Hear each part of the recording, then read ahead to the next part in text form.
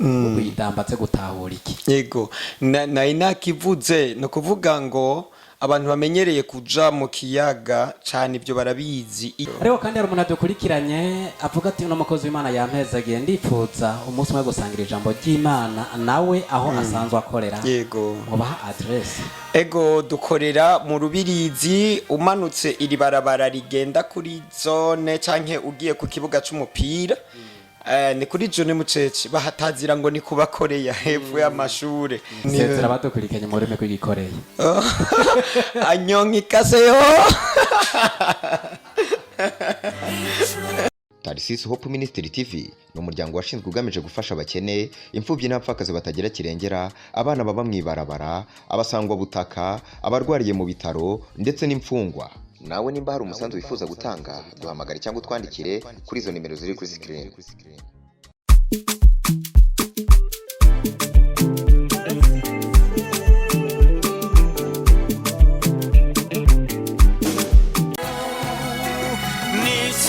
Reka twongere tubaramutse amahoro y'Imana nshuti n'abakunze bigaragaje kuri Tarsis Hope Ministry TV, tubaye n'ikaze. Tunabashimira ukuntu mudahengeshe nyagakurikirana ibiganiro byacu, muratwandikira mukatumenyesha ko muriko murafashwa n'ibiganiro tubashikiriza buri munsi buri kanya. Shora kora ijya mbere ubonye kino kiganiro chukura subscribe gire partage gire comment kugira ngo ugishikirize n'abandi benshi bafashwe na bino biganiro tugera tubashikiriza uko bukeye uko bwije. Mu kiganiro cy'ijambo ry'Imana kuri mikoro muri kumwe na General Protector Kingiwe nk'ibisanzwe cyangwa mwite Mr Poro. Murabizi ko mu biganiro nk'ibi cyane cyane mu kiganiro cy'ijambo ry'Imana ntabandi jenyene turabazanira abatumire abakozi b'Imana bagiye batandukanye. Uyu munsi twagiriwe ubuntu n'Imana nk'uko mubibona imbere yacu canke imbere yanyu twakiye umukozi w'Imana tumaranye igihe kirekire ndamumenyera hetse imyaka itari mike ariko yari yarancitse, ariko kubera Tarsis Hope Ministry TV ariko huza imiryango canke igahuza bari baraburanye. Uyu munsi Imana yaduteye iteka turamwakira. Chege namumenye hari kera bamwita Egide Sewish, ariko nyuma yaho Imana imutera iteka imuha ayandi mabanga. Uyu munsi twicaranye ari Reverend Pastor Egide, ayandi mazina araza kuyivugira. Tubaramutse amahoro y'Imana tubaye n'ikaze. Amahoro neza. Muguwe neza. Nuko ndashima Imana. Igihe cyari kirekire nagerageje guca hirya no hino kugira ngo ndabe ko nabaki kwibuka nagerageje. Yego cyane. Ariko dose sinobura nabiri kwicuma. Oya nukuri ni urayafise. Asante sana fata kana kanya mwidondore abarya mbere badukurikiranye. Shalom shalom bakunzi, ndabaramukije mu izina ry'Umwami wacu Yesu Kristo. Ku mazina nitwa Nduwimana Egide, hamanda umwungere w'ishengero Jone Mucece mu Burundi. Nivyo yego. Ariko dusubiye inyuma iryo zina rya Sewish wari hawe no kuririmba kibari cyari canke Israel Kasa. Oh no rirabandanya. Nabaye umuyobozi wa Sewish, umurongozi wa Utimu Sewish twakorera imakamba. Ego nubirabandanya itimu irakomeye cyane. Imana ishimwe cyane. Nino ndirimbo icubahiro nimwe mu ndirimbo mwashoboye gukora. Ego Rombe imbere yuko dushika mu kubo turagaruka kuri kahise kuko kabaye keza. Yes. Cerekana ko nakazoza aca nka kubo karushirije kuba keza. Amen. Nuko kaze mu kiganiro cy'ijambo ry'Imana muce mufata kano kajyo mugakoresha mu kugaburira ubwoko bw'Imana cy'Imana yagize ku mutima wanyu no munsi. Ego murakoze cyane. Ngize umunezero cyane wo kuba imbere y'amahanga kuko andi imbere y'abantu benshi. Reka dusangire rino jambo riri mu gitabo ca Zaburi. Ni jambo abantu bamenyereye gusoma ariko sinzi ko turitahura kumwe. Ni jambo riri muri Zaburi ya 42 turasoma kuri ndwi. Zaburi ya 42 dusome kuri ndwi. Haravuga ngo idamba rihamagara irindi damba kubwo kubomborana kw'amasumo yawe, imipfunda yawe yose n'imikuba yawe yose birandengeye. Izina ry'Imana rihabwa icubahiro. Iri jambo riko riravuga uku sinzi wonge nuritahura, ariko nagoha ngo dufashanye kugira ngo dutahure ico ririko riravuga. Ibitangaza no kwigaragaza kwa mpwemu yera ni akaryo kawe ko kwinjira mu Mana. Mu Mana rero hariho ibintu binyegeje. Idamba rihamagara irindi damba mu yandi majambo iyo udafise ibintu binyegeje ntushobora gushikira ibintu binyegeje. Ibiri mu Mana, umuntu wese arafise ibintu binyegeje. Iyo idamba ryawe rihamagaye idamba ry'Imana, mu yandi majambo Imana irakunda gukorera ku biri bwina apana ibyo abantu babonesha amaso. Ni ukuvuga ngo iyo ushaka kumenya ibiri bwina bw'umuntu nuko mugendana, nuko muhana akanya. Rero igihe muhana akanya uramenya byinshi bisanzwe binyegeje muri we.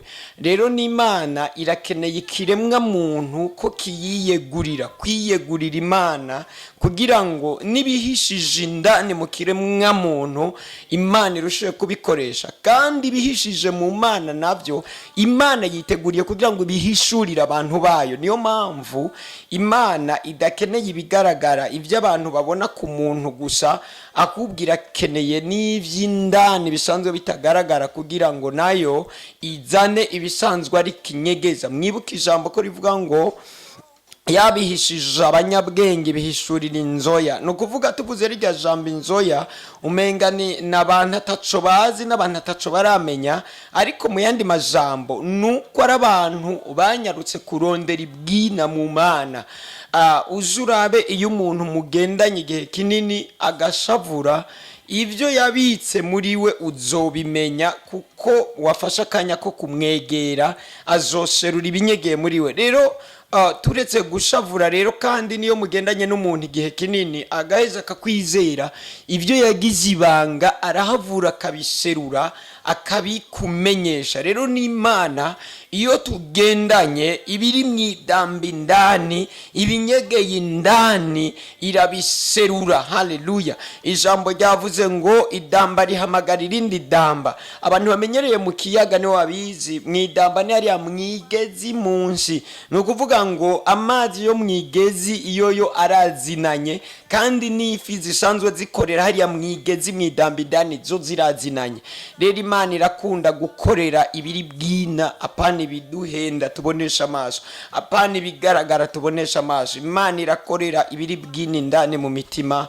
Nuko bumvise iri jambo, Imana ibahezagire cyane. Ndakwipfuriza rero wowe ugaragara ahaboneka, na wowe w'indani, kwiyegurira Imana, kwakira Yesu Kristo nk'umwami n'umukiza mu bugingo bwawe, kwiyegurira Imana kugira ngo Imana nayo igushukemwe mpwemu yera, kugira ngo urushirize kumenya ibinyegeje indani muri yo. Nuko umwami Yesu abahezagire cyane. Amen. Amen. Imana namwe ibazere kandi yongera umugisha w'umukuyi. Amen. Ego mutwegesheje ijambo rikomeye cyane, ijambo ry'ubwenge ritekeye mu bwenge budasanzwe, ijambo gitsa akabazo numva no babaza Ego. Wanashima bishikana bari kwaradukurikirana, bakaba hari uwashobora kukibaza batubenga ijambo idamba rihamagara irindi damba. Yes. Umunsi hari umuntu yakuriye ahantu atazi n'uruzi canke n'umwonga, kuko benshi mu gisagara twakuze amazi tuyabona mu mazu iwacu. Idambatse gutahura iki? Yego, na inakivuze no kuvuga ngo abantu bamenyereye kuja mu kiyaga cyane ibyo barabizi. Iyo umanutse hari ibwina mu mazi hasi niho bita indani mwidamba. Ari n'urundi rurimi bakoresha ngo mwigezi. Ariko igezi tuba tuvuze igezi riboneka hajya hejuru, ariko tumanutse mu mazi tukamanuka nko kurenga kilometero kimwe bibiri tuba tumanutse mwidamba. Yes. Okay, asante sana. Rihamagara irindi damba. Yego. No kuvuga ngo ni nk'uku nk'akarorero, aka kanya je nawe turi muri ino nzu turashoboye kuyaga kuko turi muri iyi nzu. Ariko uri hanze y'iyi nzu ntashobora kuyaga natwe. No kuvuga ngo ririya damba riri hariya ryo riramenyana. Nico nariko ndavuga nti rero uwimatanije n'Imana by'ukuri biravugana byoroshe. Nombira ijambo rifitaniye ubucuti budasanzwe, n'ijambo nasomye ngo umuyegereza Imana nayizobegera. Yes. Tiyegerere ntikikwegera. Uri right nukuri. Okay. Naryo damba rihamagara irindi kubera bifitaniye ubucuti. Urakoze cyane. N'umusore umuntu dukurikiranye, ariko kandi akunda kwizera ibya abona bigaragara imbere y'amaso yiwe ariko mu nyigisho mutubwiye yuko Imana ikunda gukorana cyane n'umuntu yizera ibiri ibwina bitagaragara. Yes. N'umunsi umuntu abise kwizera guke mu mufashe iki? Ufise kwizera guke nibimufashe kwiyegereza Imana kugira ngo Imana imutahuze ibikomeye. Nta muntu ariho kugutahuza ibikomeye, ariko uko wiyegereza Imana ni rya jambo ryo kuvuga ngo miyegereza Imana izobegera. Imana imaze kukwegera nawe ikuzanira ibikomeye kandi byari bihishijwe ukavumbura ibikomeye. Nuko no bivuga. Murakoze cyane. Akariho kino kiganiro muna akariho ketera kegereza ku musozo. Ariko kandi hari umuntu adukurikiranye avuga ati uno mukozi w'Imana yampezagiye ndipfuza umunsi umwe gusangira ijambo ry'Imana nawe aho asanzwe akorera. Yego. Mubaha address. Ego dukorera mu Rubirizi, umanutse iri barabara rigenda kuri zone canke ugiye ku kibuga c'umupira.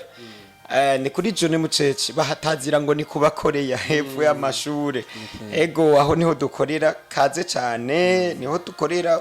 Bw'Inyanzarake naho turakorera. Yase wiji wavuga ubwa mbere nihiri. Kandi ni tariki 9 bafise concert ikomeye cyane. Turanabatumiye. Murakoze cyane. Ego tuzobatuhari. Murakoze. Asante sana. Ariko kandi ku rundi ruhande hari umuntu ashobora kuvuga ati ndabise umutwaro wo mwibanga numva no kwaturira umukozi w'Imana, ariko kandi akaba atari hafi ya kino gisagara toshobora kubaronka byoroshe. Mu muhaka nimero ka telefone nimba atari banga.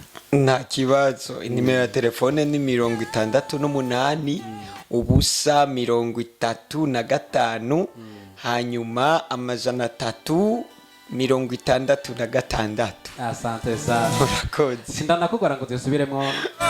Umurundi wa mbere ashoboye kuvuga ineza nimero zo mu Kirundi kandi atanakuriye cyane muri kino gihugu. Zamakije gatoya hajya hanyuma.